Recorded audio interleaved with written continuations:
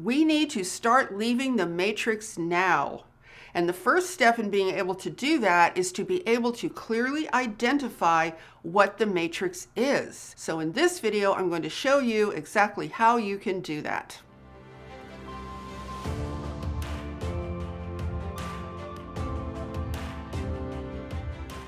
Hi, I'm Saratoga Ocean, and I work together with an interdimensional, interuniversal, and extraterrestrial force known as Telstar, along with Archangel Michael. Now, one thing that we must do if we are going to ascend to a higher level of reality is we must learn how to leave this matrix. Now, do you ever wonder about exactly what the matrix is? I mean, we kind of know we're in a matrix and we know that it is definitely not pleasant, but it can be difficult to identify exactly what it is, where it is, and how to get out of it. So in this video, I'm going to answer those questions for you. Now, let me start by telling you about what is not the matrix. The natural earth and the natural universe are not the matrices in question. See, the natural earth and the natural universe have an underlying mathematical construct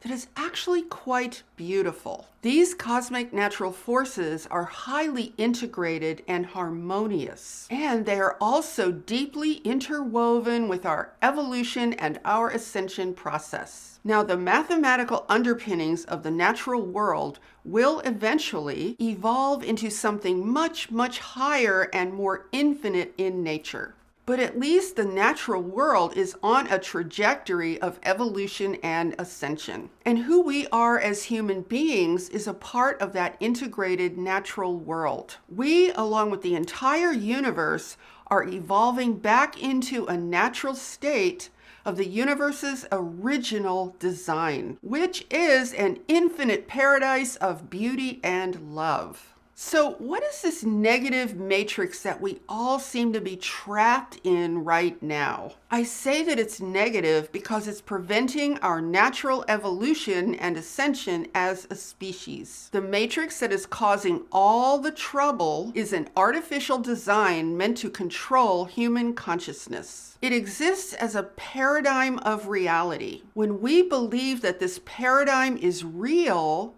when we just label it as reality, we actually contribute to its manifestation. See, because we are creators who are being manipulated, we have the power to bring these artificial designs into their physical manifestation, which is exactly what the controllers of this planet want. So the matrix exists as a highly controlled thought web. It actually has multiple layers. These various layers are woven together to ensnare our human consciousness starting at birth. The deployment of complex matrices or thought webs is a technique used by parasitic entities who desire to control a planet and its inhabitants. So for purposes of modern day Earth, I want to show you the 5 primary layers of the matrix that is keeping us trapped. You need to be able to identify these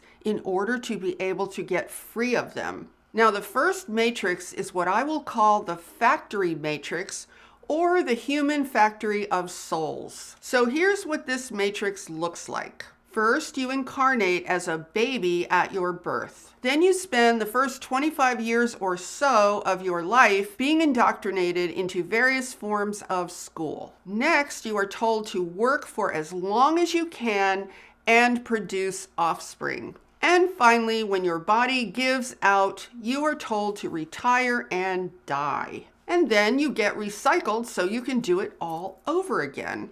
Now, the second matrix is the religious matrix. This entire matrix is premised on the belief that you are not, by nature, not connected to your creator. Therefore, you need a middleman. Here's what this matrix looks like. We have God or the source creator up here, and then we have a ceiling of division and separation. And under that ceiling is poor little old you, all alone in the world.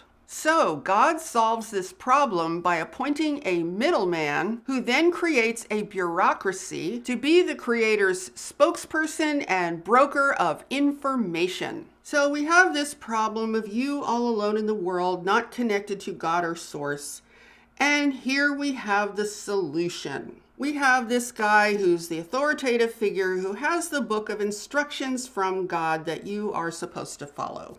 Do you see how ridiculous this is? If this were true, it would mean that God is incapable of connecting with its creation, or God is just sadistic and likes to hide behind the scenes of manipulative bureaucracies. However, if you believe in this matrix, you will live as though it's true. You will live as though this is the reality. Instead of saying, hey, if we're not connected to our source, let's find out why and find out what went wrong. See, that would be the obvious thing to do if we were able to think freely. And there's something else that I think is very important to point out. There have been native cultures who were able to see God or Source in all things natural. But that was not good for the controllers because, see, they can't control that. So what they did is they invented these bureaucratic religions that say there's only one singular God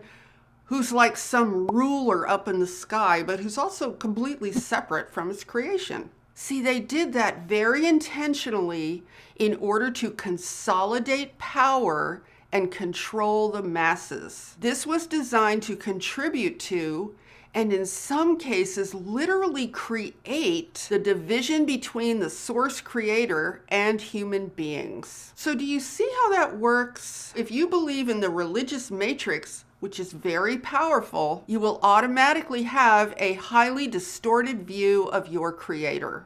Now, the third matrix is the AI matrix. This matrix completely exploits the troubles that we face in a finite reality. It is premised on a belief that biological humans are weak and flawed and generally just not enough. It is literally an attack on the biological paradise of Earth. It sees biology as something to be used and exploited and then ultimately replaced with a better synthetic version of so-called life. This is done with artificial add-ons that will supposedly make life better and more efficient. Here's what this matrix looks like. So over here, we have this very weak, very inadequate human being just struggling along. And then in the AI matrix, all we have to do is add artificial appliances and machine add-ons, and voila, we have a wonderful, better equipped, smart human. Now, this matrix is still underway in terms of its overall and final development. The overall premise of the AI matrix is a belief that we need it because we have reached the limit of our natural capacity to evolve, which is, of course, a complete lie. We don't need AI add-ons to evolve. However, here's the funny thing. AI definitely needs us if it's going to evolve. You see how they like to flip everything in reverse? See, the truth is that AI is like a cosmic parasitic virus that exploits and literally destroys planets. And that brings us to the fourth matrix, which is the science matrix. This matrix is very similar to the religious matrix. It sets up a highly controlled version of reality called scientific as the ultimate authority about the nature of our reality. Now, science is primarily controlled using money. If funding is withheld, well, there won't be any science there, that's for sure. And on the other hand, if you add funding, well, you can create any science you want. So science is basically there to provide authoritative answers to all of our questions about reality. Let me give you a few examples of how that works. Question: is there life in the universe? Answer: no, because science says so. Or question: can you heal yourself? And the answer is no, science says the only way to heal is with drugs, doctors, health insurance, and medical paraphernalia. And then here's another one. Question: are you crazy or sane? Answer: it depends. If you believe in what you're told to believe, well, then you're sane. And if you don't believe it, well, you're crazy. Because science says so. And now the science matrix is so out of control that it can say anything at all and just label it science. Instant verification of any belief or of any reality. Now, I recommend that you pay very close attention to the science matrix because it is growing like a cancer. And here's something else that's really important to recognize. Part of the AI takeover plan is for science to replace religion as the new AI God. And that plan is well underway. And now we come to the fifth and final matrix, which is the enemy matrix. This is the matrix of fear, war, and violence. It's the matrix of deprivation. It's premised on a belief that there's always someone against you. There is always someone or something out to get you. This matrix says danger is everywhere and you really can't expect very much from life. This matrix holds a belief that war and violence are normal. They are a part of life. Starvation and poverty are a part of life. Let me show you for a moment how these different layers of this big matrix get interwoven together so that they actually support one another. In a similar way that when you weave a cloth with various threads in a pattern, all of those threads support each other in holding the bigger piece of cloth together. Well, these various layers of the matrix do something very, very similar. So let me show you how that works with this final enemy matrix. You can see this happening when people try to lend a spiritual meaning to all of this hardship that I just described. For example, they might say that all of these negative experiences are just a part of schoolhouse earth, where we come here to learn and have these very spiritually important very negative experiences. Of course, all that does is to validate the negative matrix and make it sound spiritually valuable. So you see how that works, how they kind of support each other? And you see that a lot when people say things like, you really can't know love unless you experience not having any love. But that's like saying, want to learn about love?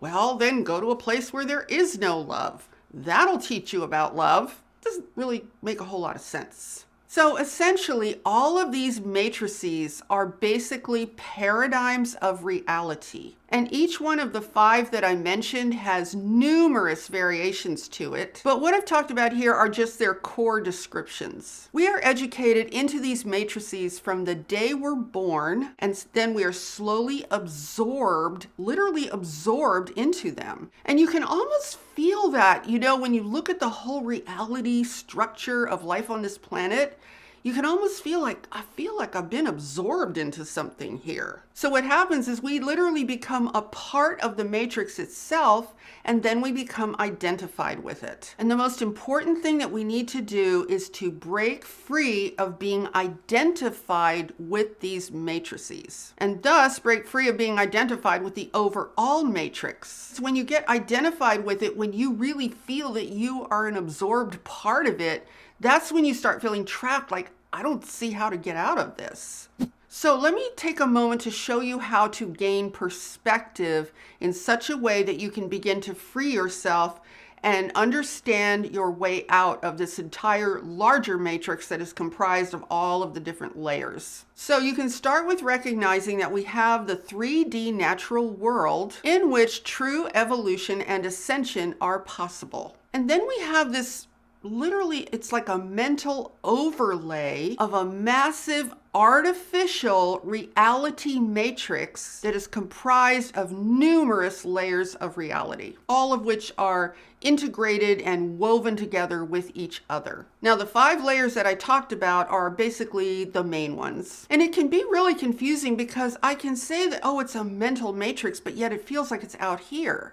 The reason it feels like it's out here is because this is where it's manifesting, you see, but it could not manifest out here if it did not start in our own minds. And that is precisely why they need to indoctrinate us from the very moment we are born. Now, these artificial matrices are like webs or traps that keep us from evolving. Instead, they mainly just keep us struggling to survive. And it's actually very similar to what happens when an insect gets caught in a spider's web. The more the insect struggles against the web or struggles in that web, the more the web ensnares the insect. If you wanted to free an insect from a spider's web, you'd have to cut it loose. And in a very similar way, we need to cut ourselves loose from these various matrices. We need to cut our consciousness loose from them and see them for what they are. See, here's the weird thing. It's like from the moment we're born, these matrices have to be instilled in us. They have to be taught to us. They have to be told to us. We have to be told, this is reality. This is what it is, and this is what you must obey and what you must integrate with. See, you see how the programming is so extensive? It's so much deeper than the superficial programming of things like the media, for example. It's almost like we incarnate into a literal program of the matrix. So the first step in freeing ourselves is we have to be able to identify specifically what this matrix is and what it is comprised of. Because if we don't do that, we're going to think that this is our reality. This is reality, and we have to deal with this reality somehow. And that's how you end up getting trapped, just like the example I gave of the insect in the spider's web. Because as long as you think this is the actual reality, what are you going to do except just struggle against it and just keep struggling and struggling? But, we're at a point now on this planet where it almost feels like if we keep taking that approach, this thing's just going to swallow everybody up. We don't want to take that approach anymore. What we want to do is do the intelligent thing, see it for what it is, cut ourselves loose in our consciousness, in our minds, and then we're free to evolve and ascend as we are originally meant to do. So once you recognize and are able to identify these matrices, the way to cut yourself loose from them is to become very heart-centered. Because what is in your heart is not an artificial matrix. Now think about this. When we're born, no one has to inform us about what is in our hearts. No one even tries, right? Let me give you an example of how the heart can help you in your attempts to free yourself from the matrix. It's actually really pretty simple. If we take a look, for example, at the factory matrix, which is actually a human slave matrix, that matrix probably does not resonate with what is in your heart. If you just go directly to your heart, if you consult with your heart is not likely to tell you that you must live like a slave to someone else's agenda. And then you can take a look at the religious matrix. Your heart is probably going to tell you very, very clearly that you need and want a direct, perfect, beautiful union and connection with your creator, and that you want that connection to be a constant in your life. Your heart's probably going to tell you that a middleman bureaucracy full of rules is not really a substitute for that sort of connection. Now, the AI matrix is very easy to compare. AI is cold and unfeeling. That obviously does not match what's in your heart. What is in your heart is love and happiness and inspiration. The AI matrix has none of that. And then the science matrix doesn't match up because it clearly states that whatever is in your heart, that's not real. Science knows absolutely nothing about what is in your divine infinite heart. And the final enemy matrix is in no way aligned with your heart. I will bet that your heart is not telling you that war and violence are good. I'll bet your heart's not telling you that it's awesome to feel like your life is in danger. And your heart is probably not going to tell you that people who are experiencing poverty and starvation are in a wonderful situation. I don't think your heart's going to celebrate that and say,